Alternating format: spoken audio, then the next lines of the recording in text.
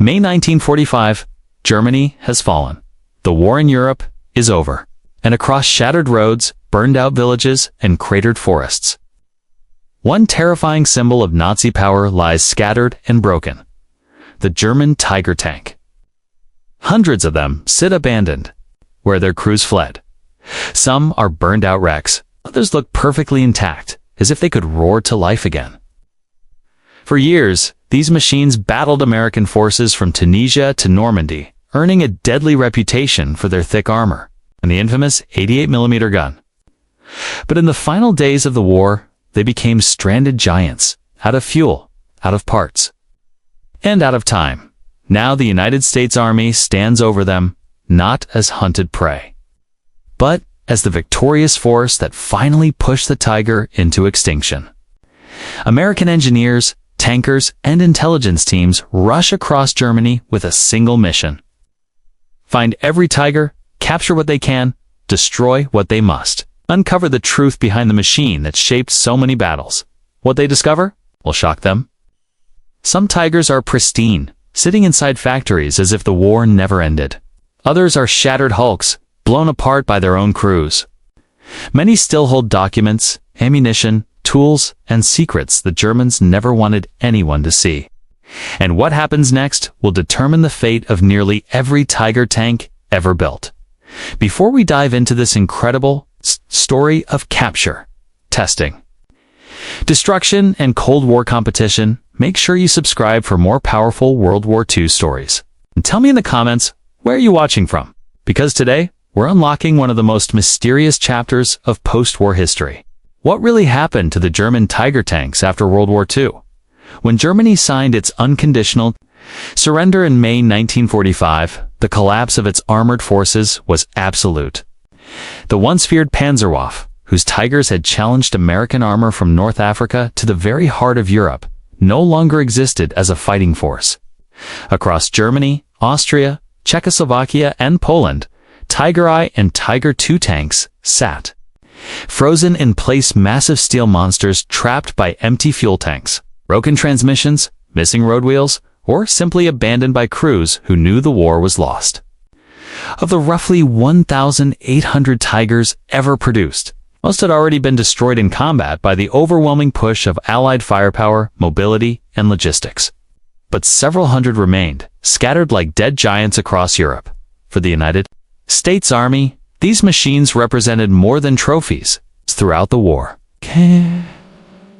American tank crews had faced Tigers with courage, but also with the harsh reality that a frontal duel against an 88mm gun was suicide. Sherman crews learned to outmaneuver, outnumber, and outthink the Tiger using superior mobility, air support, artillery coordination, and teamwork to win battles.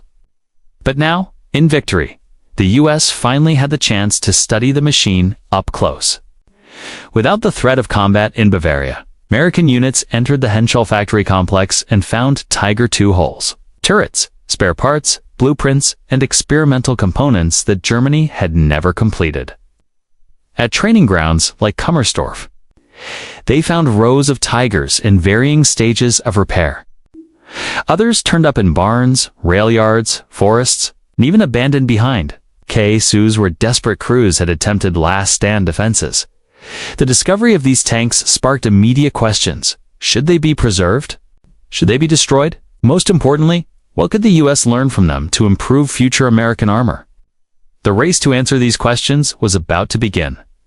As American forces pushed deeper into Germany during the final weeks of the war, specialized ordnance teams, intelligence officers, and armored division mechanics fanned out with a clear objective: locate every intact Tiger tank before anyone else did. What had begun as battlefield cleanup quickly escalated into a multinational scramble. The British wanted Tigers. The Soviets wanted Tigers. Even the French, rebuilding after occupation, wanted a few for study. But the Americans moved fastest, driven by equal parts curiosity and strategic foresight. After all, understanding your enemy's most feared weapon was the first step in ensuring it could never threaten you again. Reports poured in from frontline units. A Tiger II abandoned near Fulda, another one immobilized near Kassel. A damaged tiger I found in a farmyard outside Munich. In some cases, American tank crews stumbled upon these steel monsters completely by accident. A Sherman patrol might round a corner and find a tiger sitting silently in a roadside ditch, its crew long gone and its turret frozen at a threatening angle. Even in death, the machine radiated intimidation. The logistical challenge was enormous.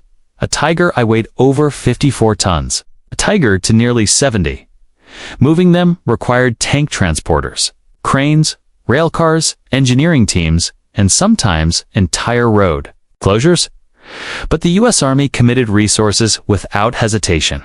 Kate's recovered tiger was a technical treasure chest that could reveal weaknesses, manufacturing shortcuts, and insights into the German design philosophy. It captured depots like Ausenbeck and Ohrdruf. American teams discovered entire rows of tigers, some pristine and others stripped for parts. Many contained crates of spare optics, track links, ammunition racks, and turret components. Even more valuable were the documents left behind in metal filing cabinets, maintenance logs, crew training manuals, firing tables, and development memos that German officers had failed to destroy in the chaos. Every recovered tiger was tagged, photographed, and inspected before being shipped to railheads and loaded for transport. The final destinations varied. Some were sent to frontline units for troop familiarization, allowing American tankers to examine the very machine they had spent years fighting.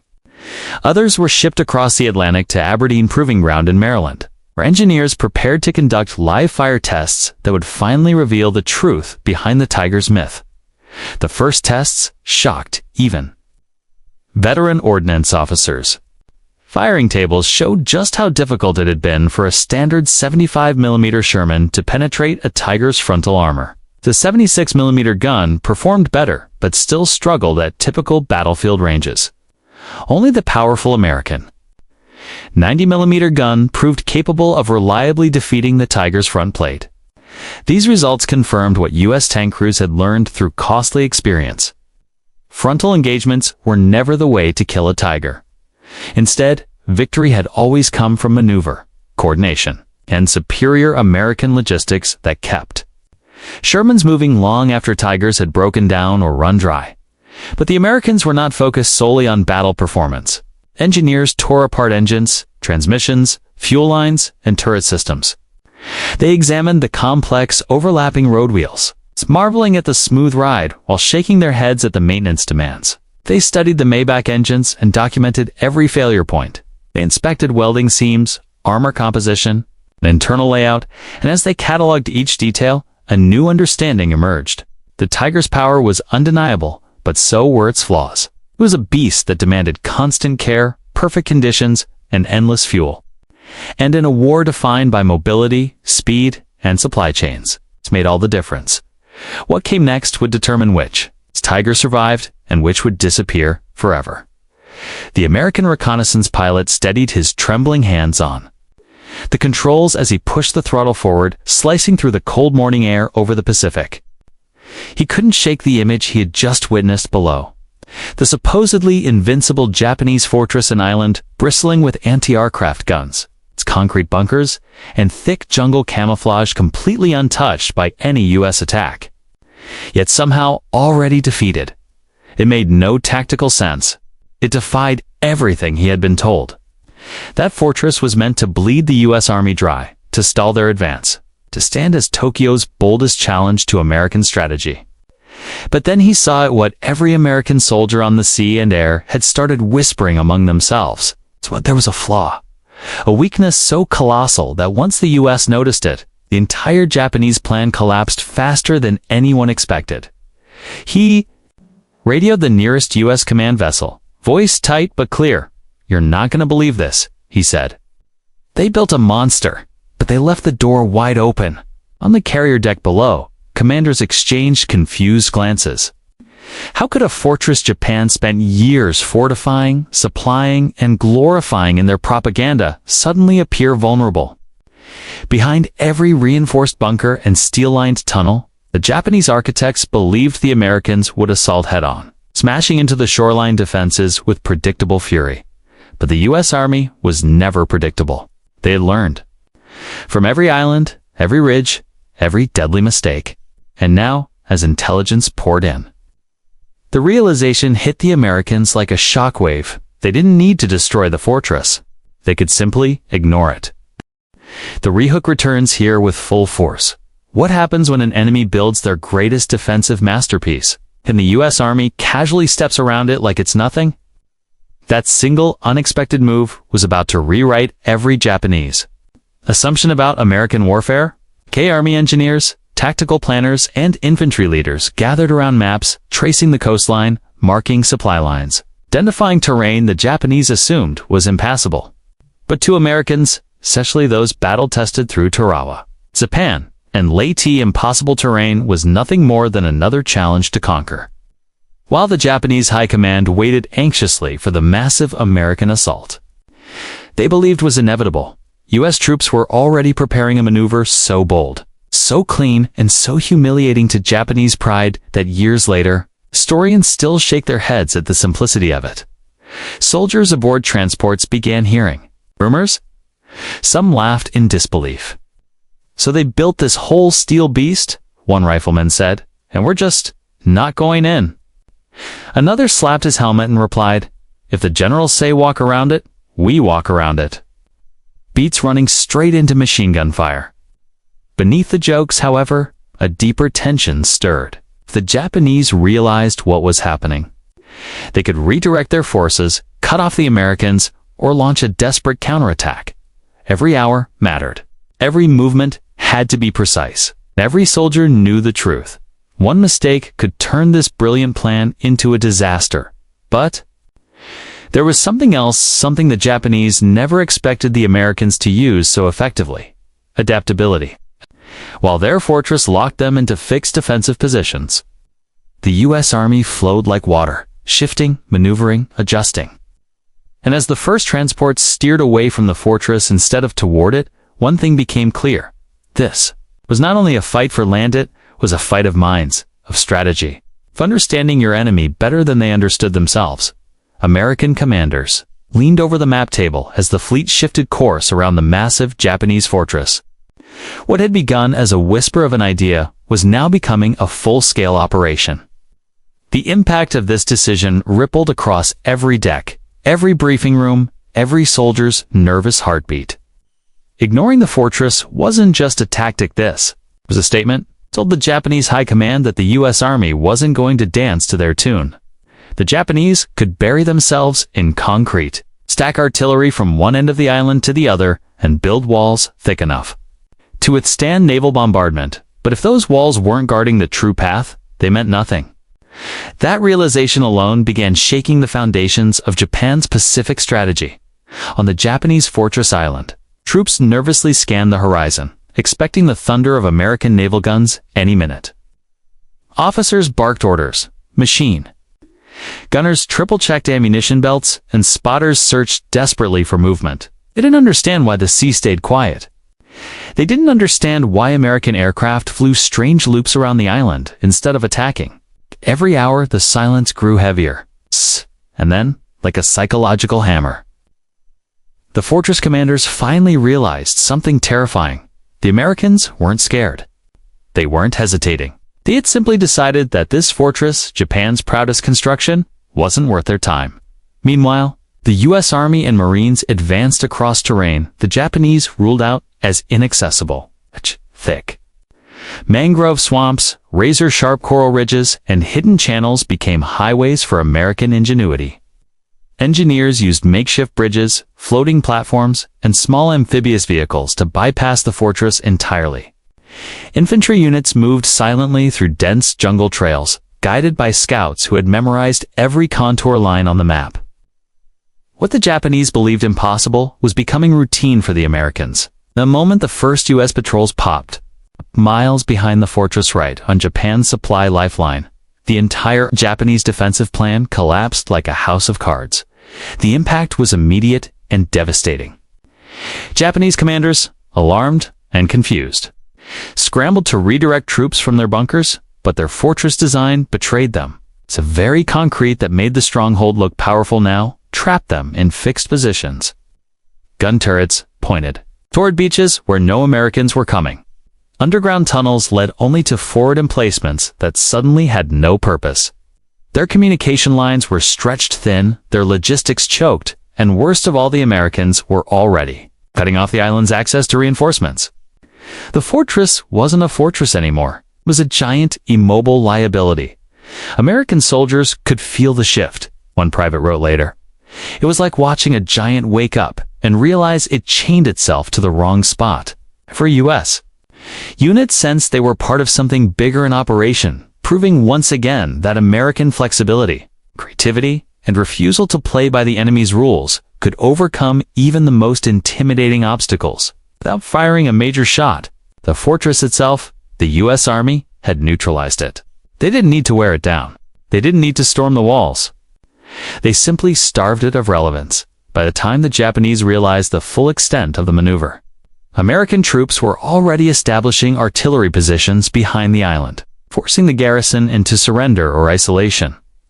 The Japanese soldiers, once proud defenders of an invincible masterpiece, now found themselves abandoned, outmaneuvered, and facing the crushing truth that American strategy had outclassed them entirely. The resolution of this phase is clear. The U.S. didn't beat the fortress by overpowering it.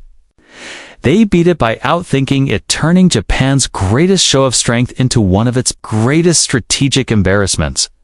But just as the Americans began tightening their grip around the Japanese fortress, the enemy unleashed a desperate counterstrike, one final attempt to salvage their pride, their stronghold, and their command's reputation.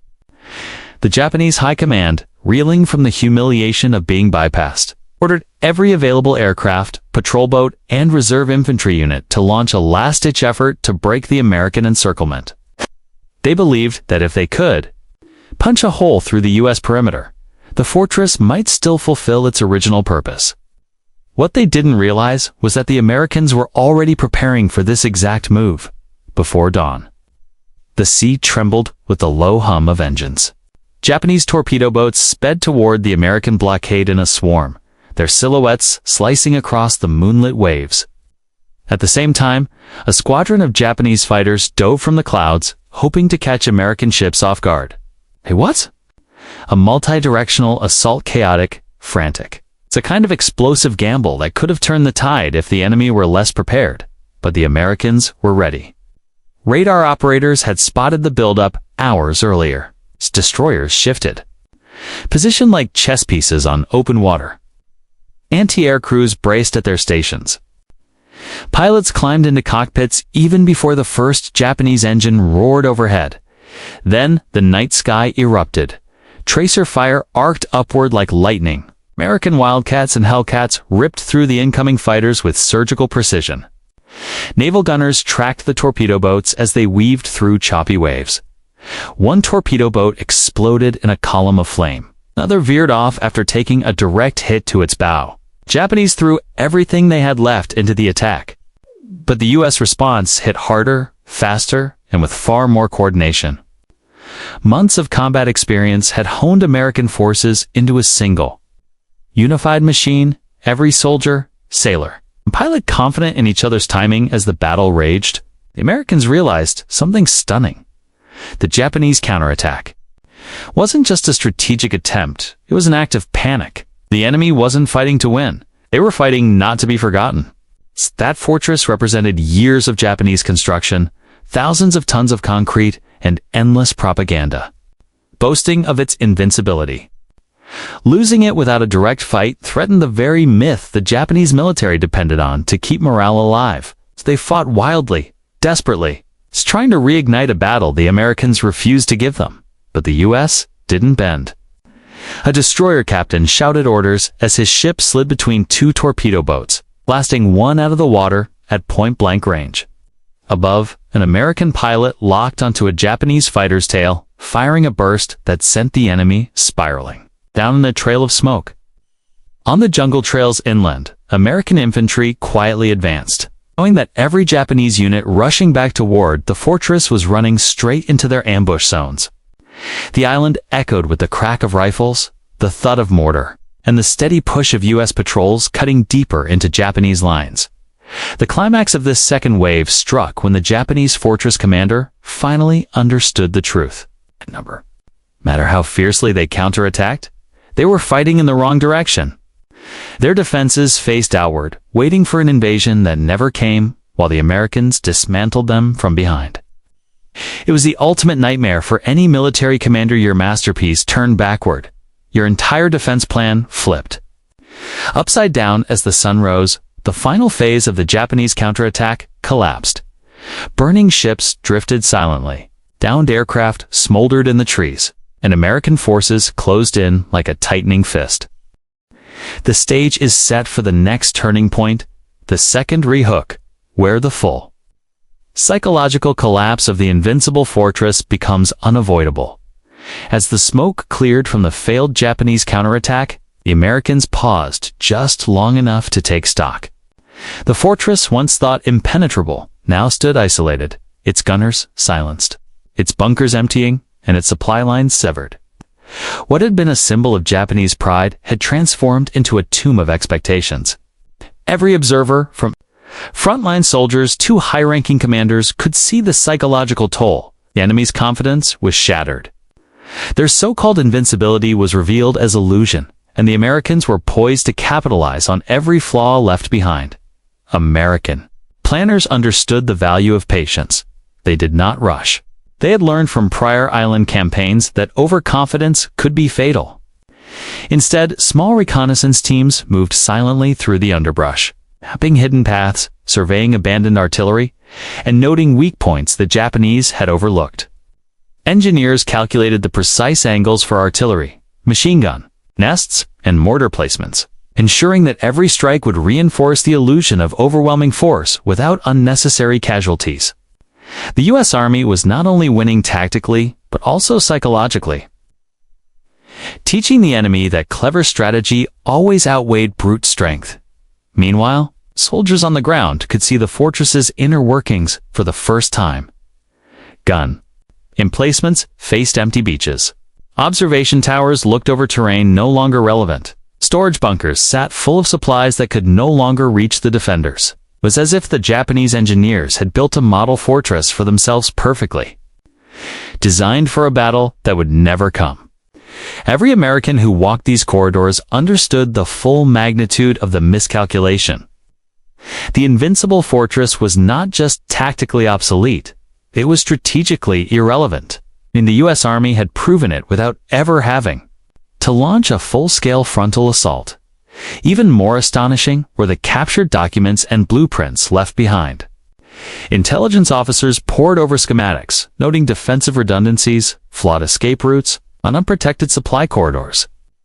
Every detail reinforced the idea that the fortress, despite its massive size and firepower, had been designed with the wrong assumptions, turning what had once been their strongest defensive position into a trap for morale, forcing Japanese commanders to confront the futility of their efforts. By the end of the day, the fortress was effectively neutralized.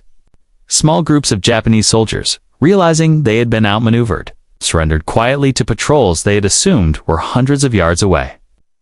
Others abandoned key positions, retreating deeper into the island's interior, only to find themselves hemmed in by invisible American control lines. The rehook here was complete. A monument to hubris had been transformed into a lesson in patience, adaptability, and the relentless application of strategy. The Americans had done more than conquer a fortress. They had demonstrated the core principles of U.S. military superiority: intelligence, coordination, innovation, and timing. The enemy's greatest weapon against them had been rendered meaningless, and the lessons learned here would echo across every theater of the Pacific for the remainder of the war. The aftermath of the fortress maneuver left a profound mark on both the American forces and the Japanese defenders. Soldiers who had witnessed the collapse of what was once believed to be an invincible stronghold felt a mix of awe and relief, or burned out artillery, but in the psychological domination of the battlefield. Every Japanese soldier who surrendered abandoned their post, or watched helplessly as American patrols slipped past their defenses, reinforced the hard lesson. Ingenuity, speed, and coordination outweighed raw firepower, even when facing the most fearsome enemy constructions. U.S. commanders used the intelligence gathered from the fortress to reevaluate tactics for upcoming operations. Reconnaissance became more precise, logistics more flexible, and engineering support more proactive. Officers noted that static, heavily fortified positions could be neutralized, not by force, but by careful observation, careful maneuvering, and clever misdirection. This lesson would influence every subsequent Pacific campaign, shaping the strategies that led to victory on islands like Iwo Jima and Okinawa. American forces realized that anticipating the enemy's assumptions and exploiting them was as vital as any artillery barrage or naval strike. For the Japanese, the psychological blow was catastrophic. The fortress they had prided themselves on became a symbol of failure, a monument to flawed assumptions. Generals and officers could no longer inspire confidence with displays of concrete and steel. Troops who survived were demoralized increasingly, aware that American forces could outthink, outmaneuver, and bypass their greatest defensive measures. The fortress's failure rippled through Japanese planning, forcing them to reconsider other positions and surrender many without. A fight to preserve lives in the face of inevitable defeat. The operation also highlighted the adaptability of the American Army. Soldiers in the field demonstrated initiative. Engineers overcame obstacles, and commanders coordinated efforts across land, sea, and air. Each element of the U.S. military contributed to neutralizing a threat that had, on paper, been nearly impossible to defeat. The lesson was clear. American operational excellence didn't rely solely on firepower or numbers, but on the ability to integrate intelligence, mobility, and strategy beyond immediate tactical gains. The psychological impact extended to the broader war effort.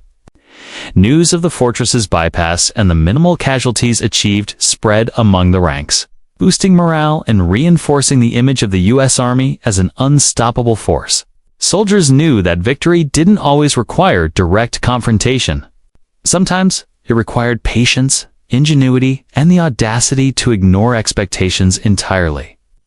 That mindset became a defining feature of the final months of the Pacific Campaign. In the end, the fortress stood as a quiet testament to both failure and triumph. For the Japanese, it was a reminder of hubris and miscalculation. For the Americans, it became an enduring example of strategic superiority and the power of calculated initiative. The operation's impact ensured that lessons learned would influence every subsequent engagement, proving that the U.S. Army's combination of brains, courage, adaptability could dismantle even the most formidable defenses without firing a single unnecessary shot. The fall of the fortress left ripples that extended far beyond the battlefield. For the Americans, it was not only a tactical success, but also a strategic demonstration of ingenuity and dominance. The operation proved that the U.S. Army could achieve its objectives without wasting lives on futile frontal assaults.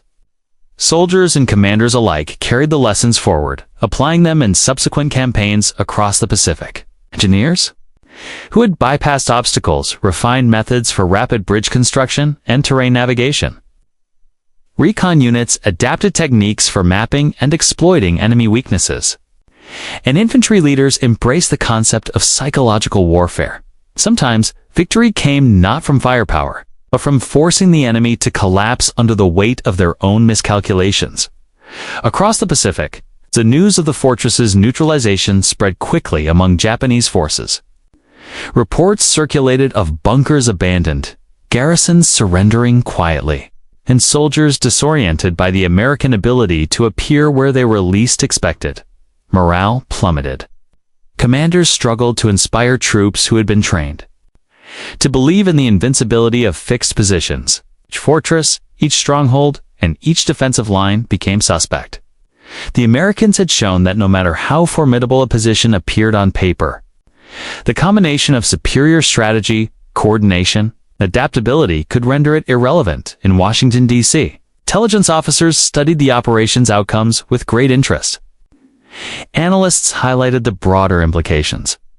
If a carefully fortified enemy position could be neutralized without major casualties, the same principles could be applied in planning invasions of heavily defended territories such as Iwo Jima or Okinawa. Lessons from bypassing the fortress influenced strategic doctrine, emphasizing reconnaissance, flexibility, and deception over brute force.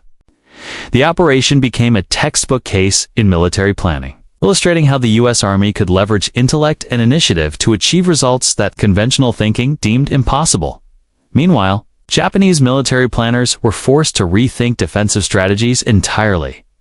Fixed fortifications, once the pride of military engineering, lost credibility. Resources had been wasted on structures that were powerful but immobile, impressive but easily circumvented.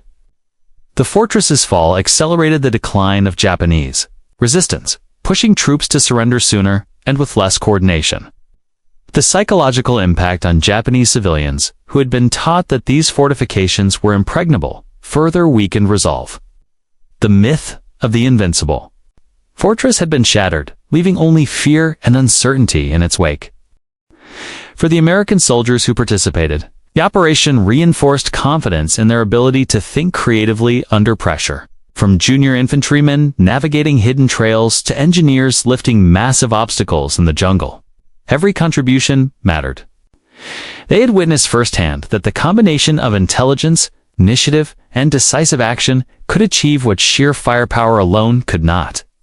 The victory was a testament to the philosophy that defined the U.S. military: fight smart, adapt quickly, and always anticipate the enemy's expectations. By the time the operation concluded, the fortress was rendered tactically irrelevant, its garrison neutralized, and its legacy permanently altered, while concrete and steel remained standing. Its reputation as an impregnable bastion had been destroyed. The fallout was both practical and psychological, shaping future engagements and leaving a lasting mark on the Pacific theater. For historians and military strategists, the operation would be studied for decades as an example of brilliance in maneuver warfare, demonstrating the enduring principle that strategy and adaptability outweigh even the most imposing defenses. In the end, the story of the fortress stands as a testament to American ingenuity, courage, and strategic brilliance. What the Japanese had built as a symbol of invincibility was rendered irrelevant not by overwhelming force, but by superior planning, adaptability, and decisive execution. Soldiers on the ground witnessed firsthand how intellect, coordination, and bold decision-making could outmatch brute strength, and that lesson would resonate across every campaign that followed in the Pacific. The fortress itself remained a silent monument of what might have been a hulking reminder of enemy pride turned obsolete. Yet, for the Americans, it became a symbol of victory without unnecessary loss. It's proof that the U.S. Army could achieve objectives while minimizing casualties. Every maneuver, every careful calculation, and every small decision contributed to the larger outcome. The operation demonstrated that understanding your enemy, anticipating their assumptions, and exploiting their weaknesses could be more powerful than any artillery barrage or frontal assault. For history, came a case study in strategy. In psychology, generals, historians, and military students studied its fall, learning how ingenuity and adaptability could overcome the most imposing challenges. The myth of invincibility was shattered, but the legacy of American precision and tactical thinking endured. This wasn't just a victory of men over machines, or of firepower over concrete. It was the triumph of strategy, intellect, and courage over rigid expectations. And so, the fortress that Japan had hoped would stop the U.S. Army became one of the clearest examples of American mastery in the Pacific War. It showed the world that victory was not about the strongest walls or the largest guns, but about thinking faster, moving smarter, and acting with determination. If you found this story of strategy and triumph compelling, don't forget to watch our next video on how the U.S. Army outsmarted and captured the German Tiger tanks after World War II. Subscribe, hit the bell, and let us know in the comments where you're watching from. The lessons of history are waiting, and the stories of courage, ingenuity, and victory will never be forgotten.